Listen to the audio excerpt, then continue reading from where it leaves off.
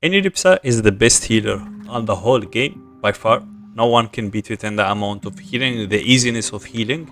It's the main responsibility of the class. It can also do some poison damage, but that's something that I wouldn't recommend you try.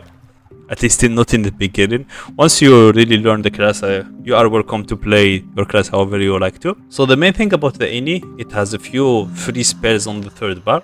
Against nature, whenever you use it on yourself, what it does is that it switches your healing performed into damage inflicted. It also affects some of your other spells. You basically do more damage technically, and you do less healing for doing that. So it's important to play this one on a few turns whenever you really need it to do some damage, finish off some monsters. But I don't recommend staying in against nature mode. Cony is your little rabbit. You can summon it in first turn. It becomes just a small Cony, and then once it starts the second turn, it becomes super Cony that can also like push and also sacrifice itself to heal an ally. Or if you are on against nature on the death mode, you gain one that actually remove resistances from an enemy, 50%, and then it continues to regenerate in minus 50, minus 50, minus 50 until you reach minus 200 resistances on one monster. So it's really nice to have on a boss room or something to do that. And then the water branch is pure healing and some buffing of the stats. Like the first one, invigoration, you heal 2 IP. You also give your ally a bit of dodge. Healing ward is nice to give range if you need it. I don't really use it that much because I already have invigoration. I think this one does a good job and I don't need the range that much. Infusion is nice to give on an ally like your tank or someone that you know that will be hit multiple turns in a row. So they will be healing a little bit every beginning of their turn. Revitalization is the best AoE spell healing you have, and I think it's the only AoE healing you can do on the water branch. It gives a nice 20% damage inflicted maximum, and the AoE can become like a nice zone if you are like full HP or more like 80%. Regeneration is so great to have. It's like the main regeneration spell that you can use. It works really well with your reviver because both like working only online, so you can use them in the same line anyway. It's a bit restricted, so they work together really nicely. And then we have the fire branch. The fire branch is so special because it makes marks on allies and enemies. The first one, heat explosion, I honestly don't use it that much, but you can use it on some enemies to reduce their block, and also like whenever they die, they heal around them. So it's nice to maybe have it like in a nice AoE, and your melee comes there, kills them, and suddenly everyone around them is healed. Alternative cure is so nice to use. I really like it to use it with invigoration because the ally that has this mark will receive 20% heals that you do to others. So it's a really nice way to passively heal a bunch of allies in one turn. And whenever like they fully heal, they gain a bunch of dodge and lock. I really like to dodge on the ally that maybe you just healed a bunch and suddenly they can untackle the enemies easily.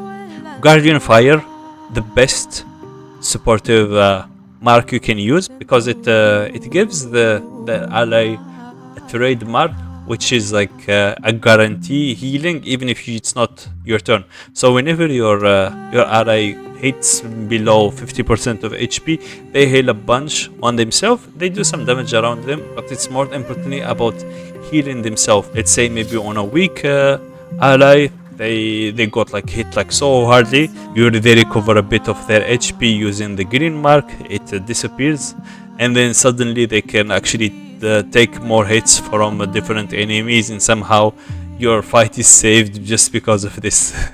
And also it's nice that removes line of sight, so it's nice to use it on your allies to let them be invisible, to let your other allies hit maybe some monster or maybe throw someone there, or maybe yourself can target another ally using this. Corrosive heal is a really interesting one to use because it increases the damage a monster receives, but also only on like three activations, so you can't infinitely do it the whole turn. So you have to really time this really well and make sure no ally that doesn't hit hard uses it. Or maybe even if they use it, there is like the damage that the monster would receive from the big hits will also like be distributed as healing around the monster. So it's really nice for your melee target. If you know like there is a bunch around the monster or something, you can put this one, the monster take more damage and your allies heal himself. Purifying Flame, it's so nice to use on your allies that need to have a lot of MP, because it gives them 1 MP for free as long as they don't finish their turn with an ally. And even if they finish their turn with an ally, they actually heal around them. So you can use, like, if you are more than 80% HP, you do like an AoE like this. So you can give MP to 3 or even 4, maybe at maximum 5 allies if they are like really well stacked together. And you have like a bunch of healing at the end of their turn if they decide to finish near an ally. So you can you can combine these to do a lot of healing around the map. Now the air spirits are more targeted toward the damage mode. I don't like to use them because I have like other classes that do damage. But in case you want to try being a damager, you can try these and use them with your class mechanic, which is propagator that does damage. So you can do some okay damage. It's not the most damage, but it's fine. The only one that spell that I really like to take is Psychosis. It reduces the damage of anyone in a zone by 20% and also reduce their critical hit chance, which is important on some bosses. Whenever you know that some big hits are going to come next turn, you just use this one on the boss or the monsters and suddenly you survive the fight. So Fountain of Youth is a nice natural spell I like to use.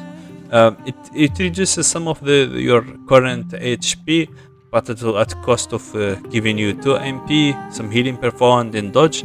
This is nice to dodge some sticky situation, or maybe if you want to reach an ally that you can't without the 2 extra MP to revive them, or maybe to do some heal or some nice moves. So it's really nice.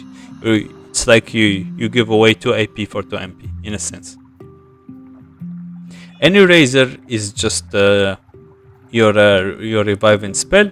It revives with 30% max HP and only can cast in a straight line, which is a bit difficult. That's why, like I told you about the regeneration, it's nice. They work together really well, and you can basically revive and then use this one on them, and suddenly they are 4 HP. Bond of Friendship, so nice to use. You just put it on an ally. They gain the regenerator stat, and you get the generator stat. Whenever they get hit, they gain some damage inflicted and elemental resistance. In the meantime, you gain more healing performed. So like if you are at the maximum level 40, I think I saw it maybe once or twice. It can happen during long fights. The ally reaches a bunch of resistances, a lot of damage, and you do a lot of healing. So you can benefit from this a lot. Your ally benefit of it. It's really great to have on your melee damage dealer. But if you don't have a melee damage dealer, I would use it on a tank and let them roam free. Now, the most broken neutral spell, or maybe the only spell that's like so broken in the whole fight, Transcendence. The whole Wakfu would say this is the most broken one. Why? You can use it only once per combat, per ally, or maybe per enemy. If you use it maybe like on a boss, you just have one time, you can disable them, literally disable them. The only thing that the boss will be able to do after this is just move and maybe use some more 4-point spells that they do on their own. Usually it's on ultimate bosses, like the spells that happen on the beginning of the turn, like some AoE, some fire. But if you do this on other monsters or bosses, they just sit there, do nothing, and you are free to go. It removes technically all their AP and makes them invulnerable, so you can't hit them, but at the same time they can't hit you. So win-win situation. They cannot lock you, they cannot be locked, they do not block line of sight, so it's like you remove them from the fight for a turn. It can be really clutch, it can save you on a lot of situations. You can also use it on yourself, so like if you are low health and a lot of your allies are low health, you can start healing them a lot, and then at the end of the turn you just save 1 AP and make sure to also save 2 of a point. Use it on yourself, and your allies can survive, and at the same time you stay alive until next turn, because nothing will hurt you. Ban is a really interesting one to use. It gives incurable or crumbly depending on your against nature stat. Like if you are on against nature, incurable, or if you are not like that, you give like minus 50% armor received. It's really great on some monsters. The same as the 140 boss, which will be like a neo boss. So I think this will be important to have on him. And lastly, Life Saving Fountain. It creates a glyph that heals. I never used it, just 2 of a point. I don't think it's really that worth. You can use some other combinations of spells that do a lot of damage. I mean a lot of healing. Sorry. Now let's talk about passives. So the Eni basically generates Propagator whenever you heal. Propagator can be used to do damage. That's the normal way that's designed. So whenever you do like a next single target spell, damage spell, you do damage. But there are other ways how to play the Eni that actually makes this a healing strength. So let me show you what I like to do. So first of all, there is medicine, which gives you 30% healing performed. It's great to have. Free healing for yourself. It's great to have on a support. Same for motivation, 1 AP, some force of will. I don't care about damage inflicted, so I always use it. Then there is puncture. If you want to increase more healing, this you can access it early on the game, so you can heal a bit more at the cost of suffering a bit of damage. But usually with the heal mark I showed you, like alternative cure, like you do some healing and you receive that healing back. Like 10% of the healing you do heals you, so in a sense you negate this one by just using alternative cure on yourself. And then there is the big bosses, Ambivalence and Doctors Without Borders, and Unnatural Paradox. So here is the thing. What does Doctor Without Border do? So Propagator changed the way it works. It no longer increases after a heal, but increases after you do damage on enemies. And I believe it should be single target damage on enemies. And it also changed the way Propagator also acts. So it changes generation by making it generate when you do damage. And the way it is consumed by doing single target heals. So keep in mind this. Ambivalence changes the way against nature works. So instead of being able to only use it on yourself, you can cast it on an ally to reduce their heal resistance and give them healing performed. And I think actually this one gives yourself healing performed and reduce their healing resistance. This is nice for like long fights where some allies that maybe reach 80%, 90% heal resistance, so you can reduce that and give yourself more healing so you can heal them more effectively. But the one I was talking about regarding Doctor Without Borders is whenever you cast it on an enemy, whenever you do single target healing, the enemy suffers damage. So whenever the enemy suffers damage, you gain Propagator with Doctor Without Borders, and that Propagator gets consumed into healing. So that healing gets back here and gets more propagator.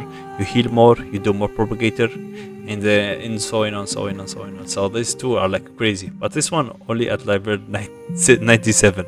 So I think 95, not 97. What I'm saying, 95 is the one where you unlock it, or maybe 90, I think. So it's down the road when you unlock it, but it's once you unlock it, any becomes top tier. A natural paradox is an interesting one. It's weird how it's said here, but from what I understand, basically, whenever you are like healing in normal mode, you should generate propagator twice faster. So like what's happening with ambivalence, Doctor Without the Border, with unnatural paradox. So like whatever propagator generate here, like let's say like 10 points of healing, this one should make it generate 20. So these three would be like the triangle of Ini. And then there is some other passives that I think are fine to use. All of Me makes the Cony, basically you can use it only on your contact. Not good, but it's great because it gives you a lot of HP. So you know, like if you are against an enemy that maybe some dungeon that hits a lot, maybe some ultimate boss, the enemy can survive a lot with this. It gains a lot of HP for free in a passive, at the cost of the Cony being basically so hard to make. Because the Cony is so hard to make, so like if you are the only one that can remove resistances, it becomes difficult, and you can't really put it there to heal easily or anything. So yeah, it's kind of like a choice between being selfish to gain more HP for yourself, or being useful to your team. So it depends. Now let me show you in a fight how it's done. So usually you start with this bond of worship. You use some MP on yourself. Maybe give a green mark to yourself, green mark to your ally, boost in AoE, and whatever you want to do. And sometimes I use against nature, but more because they have an OSA, I don't use it that much. Sometimes I would use it to reduce the resistances of the monster. So you can just use this. No, I will try to reduce the resistance of OSA a little bit. So as you can see, the OSA lost a bunch of HP.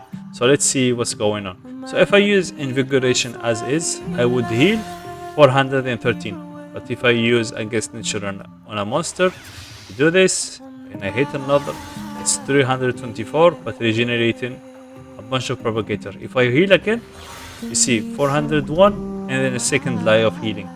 So you can continue doing this.